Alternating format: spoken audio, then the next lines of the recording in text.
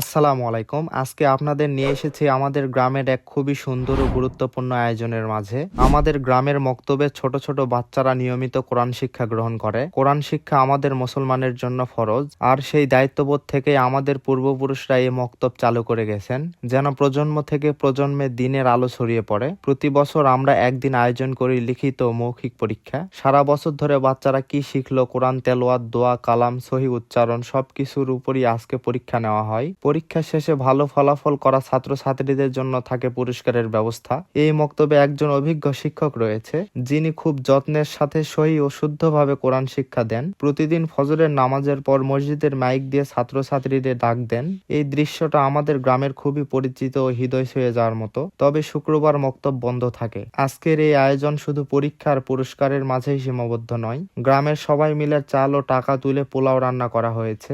এই আয়োজন সফল করার পেছনে মক্তব কমিটির সদস্যদের অবদান সত্যি প্রশংসার যোগ্য। আমাদের একটাই চাওয়া, এই মক্তব যেন ভবিষ্যতেও চালু থাকে, আর আমাদের গ্রামের প্রতিটি শিশু যেন কোরআনের আলোয় আলোকিত হতে পারে।